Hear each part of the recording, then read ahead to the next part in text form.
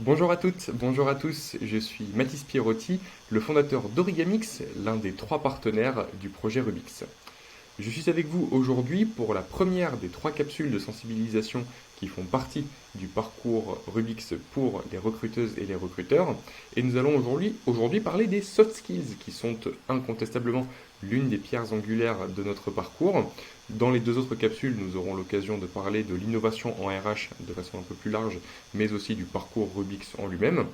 Commençons aujourd'hui avec, encore une fois, les soft skills qui sont à la base d'une bonne partie de l'ensemble de notre projet. On va parler de ces soft skills en deux temps différents. Nous allons commencer par un travail de définition de ce qu'elles sont, leur typologie, les différents référentiels qui les présentent, mais nous parlerons aussi des mad skills qui sont un peu l'avenir de ces soft skills. Et dans un deuxième temps, nous parlerons de l'intérêt de ces compétences pour vos entreprises, tant du point de vue équipe que du point de vue management. Commençons donc par ce travail de définition et commençons à explorer cet univers, l'univers de ces soft skills. Et pour comprendre les soft skills, il va être nécessaire de faire un petit pas en arrière et de faire la comparaison entre ce que l'on appelle les soft skills donc d'un côté et de l'autre l'univers des hard skills. Donc commençons par les hard skills, de sorte à pouvoir les laisser, je dirais, un petit peu derrière nous par la suite. Les hard skills, ce sont ce que l'on appelle les compétences techniques en français, les compétences les plus traditionnelles, les plus usitées dans l'univers des ressources humaines et notamment dans l'écriture des fiches de poste. Bien qu'aujourd'hui, évidemment, les soft skills aient largement gagné en popularité dans l'univers des ressources humaines, mais c'est vrai que les hard skills, les compétences techniques, sont aujourd'hui une base assez fondamentale de la rédaction d'une offre d'emploi, et c'est parce qu'elles sont liées à effectivement des tâches directement impliquées dans la réalisation d'un poste donné. Les hard skills, les compétences techniques, ce sont ces fameuses compétences de savoir-faire que l'on apprend avant de prendre un poste et ou dans le poste, dans le cadre d'une formation interne ou d'un perfectionnement. Et ce sont des compétences qui ont pour particularité de pouvoir être frappées d'obsolescence. Je prends l'exemple du développement dans l'informatique. Les compétences sont réputées être très vite obsolètes dans cet univers et il faut donc que les personnes qui maîtrisent cette expertise puissent souvent upgrader, augmenter leurs compétences ou les garder à jour à travers des formations complémentaires ou de la découverte de littérature spécialisée. Donc vous le voyez, ce sont des compétences qui sont très attachées à un univers métier, à des pratiques spécifiques au sein d'un univers. Et souvent, une compétence technique est assez enfermée dans cet univers qui le représente.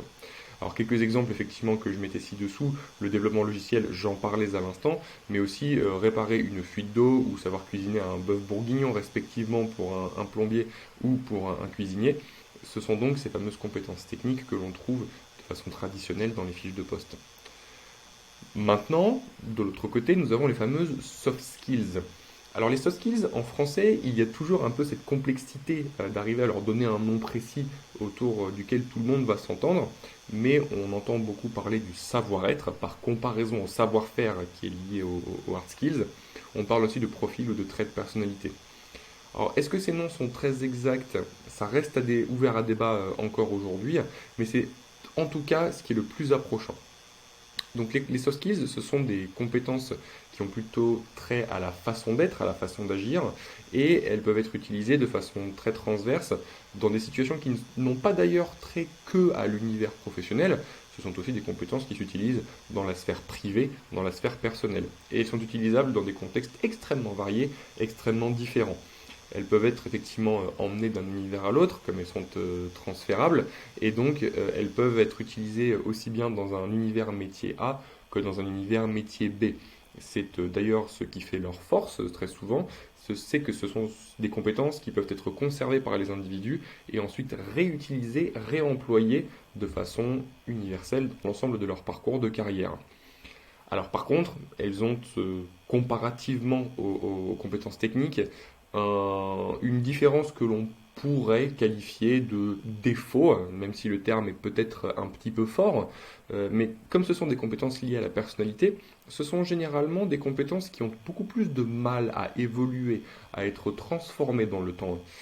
Si on prend l'exemple de la résistance au stress, se former à la résistance au stress est un travail personnel qui demande plusieurs années avant de pouvoir, je dirais, germer et provoquer des résultats tangibles. Mais on peut parler aussi donc du sens des responsabilités, de l'orientation au résultat ou de la curiosité. Ce sont généralement des traits qui sont assez harnachés dans l'esprit et dans les individus une fois que l'on dépasse les stades de l'enfance et de l'adolescence. Même si encore une fois, ce sont aussi des compétences qui peuvent être appelées à évoluer, aussi bien dans des situations de transition que dans des situations de crise notamment. Alors, les soft skills, effectivement, il y en a beaucoup, et vous voyez qu'elles ont trait à des univers très différents de la personnalité, et donc les référentiels de soft skills sont aussi, eux, très nombreux. Il n'y a pas un seul référentiel unique qui fait foi. Différentes organisations, aussi bien publiques que privées, peuvent proposer leur référentiel de soft skills, et d'une certaine façon, chaque entreprise pourrait disposer de son propre référentiel selon son métier et sa culture. Nous reviendrons sur ce point vers la fin de cette première capsule. Alors, il existe quand même des exemples un petit peu connus de référentiels de soft skills. Commençons par un exemple français, le référentiel de compétences de Pôle emploi, le ROM, qui est dans sa version 4.0 assez récente, fait notamment la part belle à l'arrivée des soft skills et à leur évolution et à leur prise d'importance sur le marché du travail.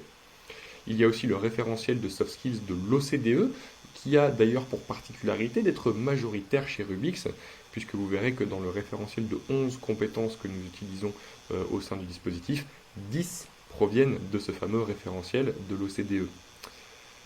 En ce qui concerne les usages maintenant de ces compétences, les référentiels de soft skills peuvent être utilisés de différentes façons, notamment dans le cadre du parcours dans l'entreprise, de la vie dans l'entreprise des différentes personnes, dès le recrutement pour vérifier que la personne est compatible avec l'esprit de l'entreprise. Ensuite, dans la formation, puisque on peut toujours travailler à faire évoluer ces compétences, même si elles ont plus d'inertie que des compétences techniques. Et enfin, dans les situations de management, nous y reviendrons également un peu plus tard, les soft skills sont des pierres angulaires de l'univers du management. Alors les soft skills, effectivement, on en parle beaucoup et elles ont gagné pas mal en importance sur le marché du travail depuis quelques années. Mais il y a aussi les mad skills maintenant. Alors les mad skills, c'est un concept beaucoup plus récent, beaucoup plus neuf, plutôt des années 2020, donc de la décennie en cours. Et elles désignent des compétences qui sont un petit peu au croisement de cet univers des compétences techniques et des compétences de savoir-être. La définition n'est pas encore très arrêtée puisque c'est une nouvelle notion, elle est encore dans l'univers du débat sur la place publique, mais nous allons partir d'un exemple un peu concret pour essayer d'aller dans une forme de précision un petit peu plus poussée. Prenons la compétence savoir écrire un compte rendu. Savoir écrire un compte rendu, ça fait appel aussi bien à des compétences techniques comme la capacité de rédaction qu'à des éléments de savoir-être, de soft skills comme l'esprit de synthèse. Et la notion d'écriture de compte rendu n'est pas liée à un univers métier spécifique, c'est une compétence qui est transférable, utilisable dans différents secteurs métiers. Donc ces facultés, effectivement, on les appelle un peu le futur des compétences aujourd'hui dans les milieux qui prêchent le plus l'innovation en ressources humaines. En tout cas, ce qui est perçu chez les Mad Skills, c'est qu'elles permettent de rapprocher un peu plus aisément la notion de capacité de l'être humain et aussi donc de son savoir-être et de sa personnalité avec des besoins que peuvent formuler les entreprises lorsqu'elles recherchent de nouveaux talents pour les rejoindre.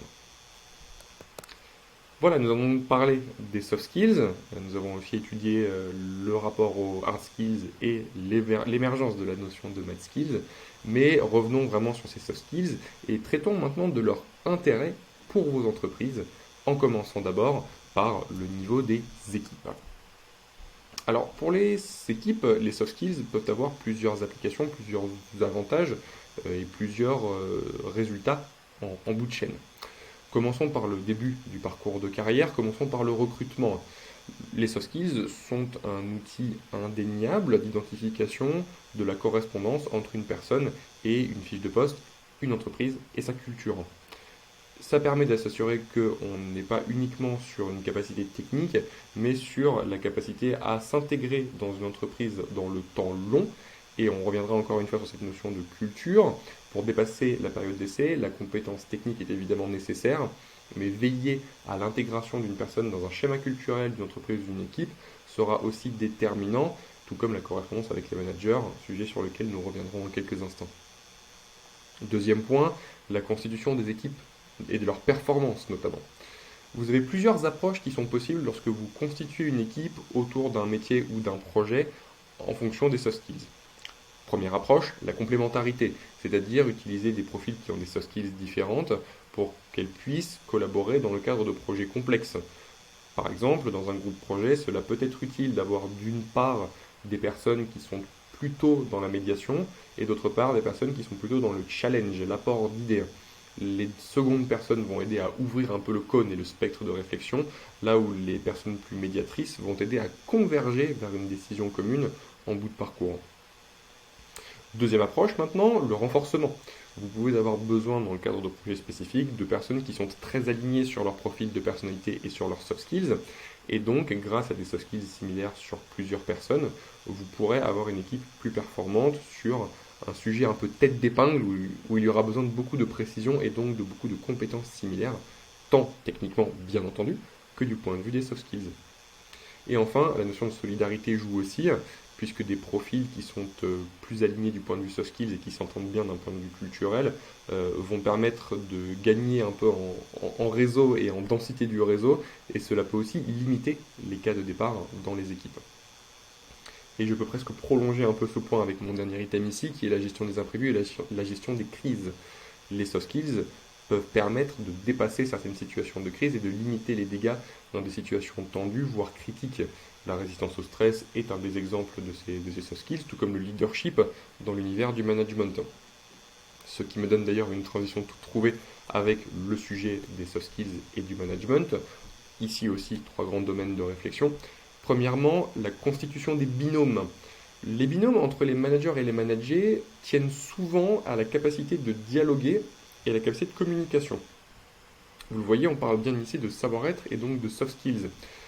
Des managers et des managers qui se correspondent et qui sont en écho du point de vue de leur trait de personnalité peuvent plus facilement collaborer, avoir une meilleure relation à long terme. Et vous le savez très bien, généralement on ne quitte pas une fiche de poste, on quitte un manager. Donc les soft skills sont absolument critiques dans le succès de la relation managériale et donc dans la durabilité d'une personne au sein de l'organisation.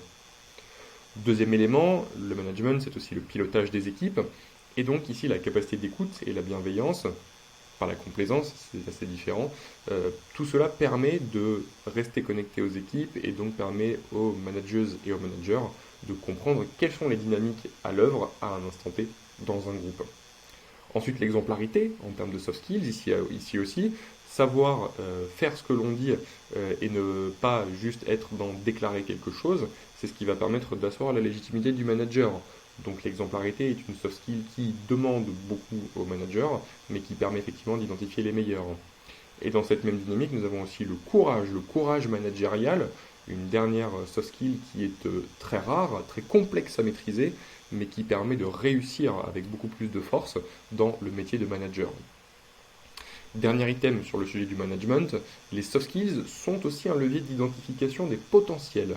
Les meilleurs managers se distinguent surtout par un catalogue de soft skills suffisamment étoffé et efficace pour pouvoir être un leader et diriger une équipe. C'est donc clé de travailler sur les soft skills pour identifier les meilleurs managers potentiels et donc identifier les parcours de carrière des meilleurs talents que vous pourrez ainsi retenir plus aisément. On en vient maintenant à un dernier point de cette première capsule qui est l'utilisation des soft skills pour déterminer votre culture. J'ai fait allusion à plusieurs reprises pendant cette capsule et vous l'avez compris je pense à ce stade, les soft skills ont pour objectif aussi, parmi d'autres sujets, de montrer quelle est la dynamique du collectif dans votre entreprise, dans une équipe aussi par ailleurs. Et dire que l'on promeut la coopération ou que l'on cherche la compétition et la gagne et être dans une approche plus conquérante, cela passe deux messages différents à vos candidates et à vos candidats. Et donc, savoir exprimer sa culture en termes de soft skills et publier ces éléments permet d'asseoir, de verrouiller et de donner une identité à votre marque employeur et donc d'assurer une réputation qui corresponde à ce que vous êtes réellement. Et vous pourrez ainsi aussi sécuriser le fait que ce sont les bonnes personnes qui vont postuler pour rejoindre votre organisation. Et ainsi, vous pourrez améliorer l'efficacité de la construction de votre pool de candidates et de candidats pour vérifier ainsi que derrière, les personnes qui vont effectivement entrer dans votre entreprise ne seront pas en opposition avec la dynamique collective instaurée par la culture qui est ici prise comme un amalgame de personnes qui ont des traits de caractère complémentaires et ou similaires. Mais voilà, l'idée est bien de construire un tout cohérent dans vos équipes et donc d'avoir les bonnes personnes qui vous rejoignent au bon moment. Et ça me permet de reboucler avec ce dernier élément qui est donc le recrutement. Elles sont aussi liées de façon générale au métier exercé. Et donc avoir les bonnes personnes qui ont les soft skills pour exercer un métier donné, cela bien sûr garantit des chances de succès à long terme. Je prends un exemple assez comique. Qui veut d'un agent secret incapable de gérer son stress? C'est évident que la soft skill ici est une condition sine qua non de l'exécution correcte du potentiel de compétences techniques. Les deux ne sont pas donc nécessairement complètement scindés et divisés, même si au tout début de cette capsule, vous aviez bien effectivement deux colonnes avec les hard skills d'un côté et les soft skills de l'autre. Il faut les prendre comme deux ingrédients différents d'une même soupe, qui est idéalement bien sûr en bout de parcours le succès professionnel et le succès pour l'entreprise. Effectivement, garder les deux ensemble est absolument vital pour atteindre le succès aussi bien des personnes que du collectif et de l'entreprise dans son ensemble.